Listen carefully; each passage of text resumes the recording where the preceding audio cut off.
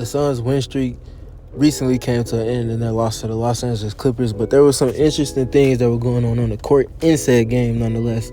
So let's take a quick dive into a couple of things. Of those three things being Bradley Beal's drive, playoff of Devin Booker's 2-on-the-ball scenarios, and Bol. So let's go ahead and dive into some of the fun stuff and some of the interesting stuff that was going on in that game. So we're going to talk about Beal and his drives first. I'm going to keep hammering it home. It's one of the most important things that he's going to bring to the plot for this team. And we've seen him in his 4-game stint since he's been back be the best driver on the team and the highest volume driver on the team. He's at 71.4% on 12.5 drives per game and good for 9.3 points from those drives a game as well. He just continues to have that ability to find cracks and crevices within a defense to split like we see here and then get into a little bit of a Euro step into a finish. And then here off a drag screen, get into the snake dribble, pick it up, and get to that left hand for the finish. And as we bring that one back, we also want to pay attention to the pace at which he's playing at within these scenarios. His drives are just of invaluable value to this Suns team and everything that they're doing in their offensive process.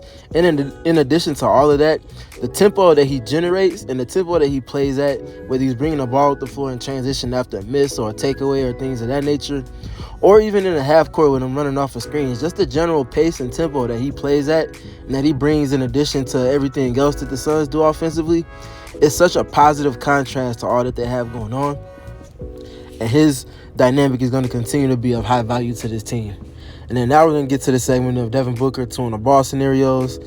They've shown some levels of variance, not high variance, but variance nonetheless. And it's not always pertaining to him, but these first couple of reps that I'm going to talk about are going to be solely on him.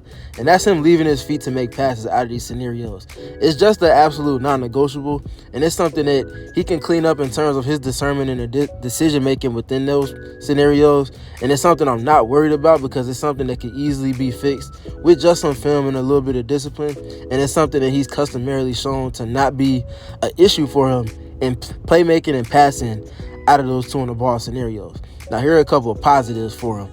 Here's going to be one where they're trying to get into Spain. He ends up seeing 2 to the ball you see Zubac here at the level, and then he's flat hedging out. And he does a great job. Look at where he starts, where the initial point of the screen is, and where Devin Booker drags it out to. And you can look at the extra dribbles that he's taking in addition to just optimizing the real estate around the scenario. So they're trying to flatten him out, as I talked about with the flat hedge from Zubac. And he's countering by stretching these rotations from the Clippers out to allow his teammates optimize real estate to play in behind the 2-to-the-ball scenario. And he's going to do a solid job as Grayson Allen makes himself available for this spray pass.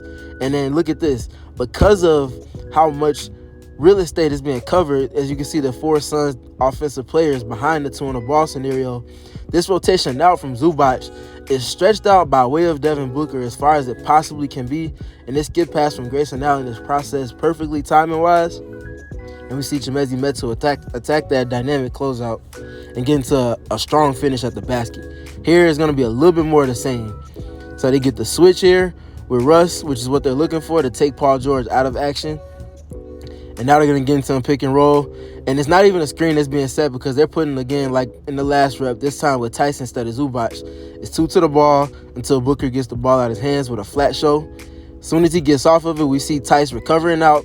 And you can already kind of see where the ball is going to as the playmaking from Devin Booker sets it off for the Suns as he also continues to stretch out the defense as they flatten him out. The ball movement is quicker than the rotations from the Clippers, which is what you want. And it's going to lead to yet another corner opportunity, this time off a swing.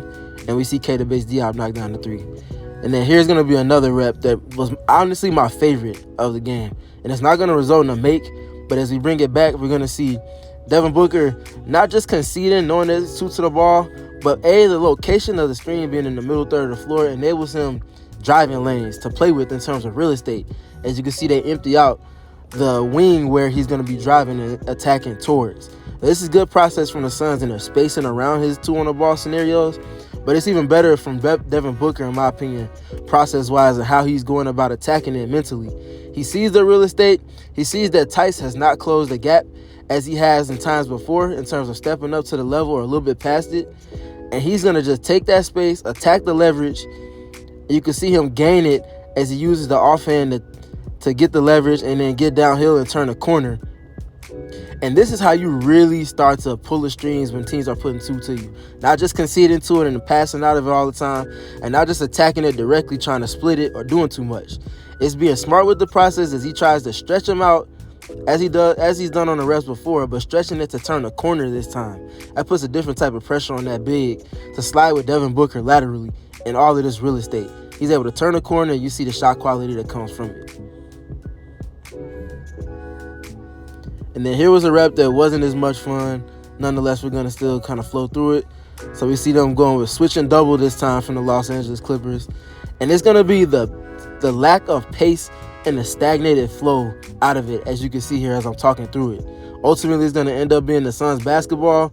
But as we take it back just a little bit, this is where the Suns have to grow. Eric Gordon here has to make a quicker decision. And in addition to that, the Suns have to be better with their spacing between Bradley Beal and Bol on the backside of it here at the bottom left corner of the screen. Those two are essentially an arm's length away from each other. Paul George can guard both of those players with stretching out his wingspan. That's unacceptable. They have to do a much better job nailing the spacing, whether Bol is playing under the basket initially and then popping out to the corner, or just occupying the middle third of the floor for the Suns to potentially set a pin in. There's a lot of different things you can get in from that. But standing this close to each other, both below the break, essentially in the high corner and the low corner, is unacceptable. And we see, in addition to that, Eric Gordon being slow with his processing out of it.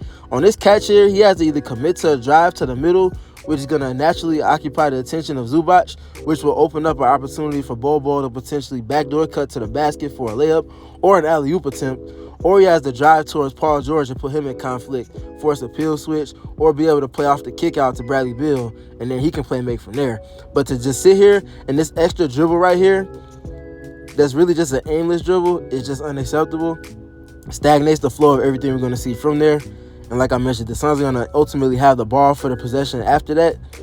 But you got to take advantage of when teams are presenting you with an advantage and two to the ball. And then here was another fun rep. We see a switch again, and then we see as Devin Booker gets ready to attack the nail. Kawhi Leonard's going to put the double to him. And we see a good kick out here from Booker. And then we're going to see a quick decision as we see on the spray pass out from Booker to Beal. He hesitates a little bit, but he got to trust Bol. This is going to be a perfect segue to some Bol talk. But Bol's going to knock down his second of 2 corner three-point attempts in this game.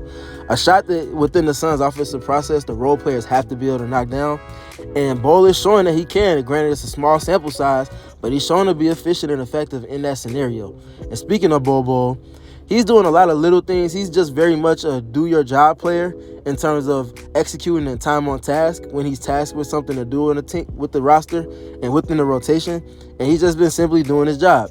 And as we see here, he's not going to be a person that's setting any screens in terms of when he's in the front court. So don't expect for him to be setting bone-crushing screens or with screening angles and things like that. But it worked to his favor when he's paired with somebody like Bradley Beal, Devin Booker, or even maybe potentially Kevin Durant, as we might see if Durant returns to the lineup tonight. Those players all have the potential to garner two to the ball in multiple pick-and-roll contexts or handoff contexts. And Bol is not a screener, but when you're drawing two to the ball from the ball handler, he doesn't have to be that. And that's where the beauty of Bol comes in, because he's a very skilled player, and he's just generally tall. You add those two things together, it's not hard to get a pass to him in these two to the ball scenarios, as we see here from Bradley Beal. You can already see Bol is wide open, and Beal's just going to throw it over the top, just throwing it up there because you know he's somewhere over there. He could jump up to get that. But the beauty in that is that his skill, but also his stature, his ability to catch this ball at the elbow, keep it high, not take a single dribble, and get there legally without traveling to the basket, and then finish uncontested because nobody can get up to that release point from him. It's a weapon for this Suns team that they can use in pockets over the course of games. And we see them do that just there on the short roll. And we're going to speak to that. Again, he's not setting screens, but if you're getting two to the ball, it's optimizing him and allow for him to play downhill within an advantage. And we're going to see just that here as well. Again, with Bradley Beal, gets two to the ball, doesn't have to set a screen, just a little bit of a space screen, slips out into the advantage. And now you can see it's 4-on-3, but again, because he's so tall, Beal just puts it up high and nobody can go contest that. He's got a catch, and off the catch, he's got a paint touch. And now we're going to see him be able to just garner attention. The way he sinks the defense, you see a good job with his eyes here, feeling for where that next rotation is coming from as Kawhi Leonard sinks in to help the helper, as we see James Harden go in to put the fire out. He does a great job with his processing. And this jump here, we talked about Devin Booker not jumping to make passes. Bol probably shouldn't either, but he's good with this process and just feeling the defense out here. Knows that Kawhi Leonard's there, so he just sucks him in enough to exaggerate that rotation and ultimately open up Eric Gordon for a three-pointer. He's wide open and able to catch it, lace it up, knock it down. Little things for this Suns team in this process, in this little stretch of games, are starting to turn a corner, and we're starting to see the depth show its worth. And hopefully it's coming in tandem with players like Devin Booker, Bradley Beal, and ultimately Kevin Durant all being on the floor at the same time.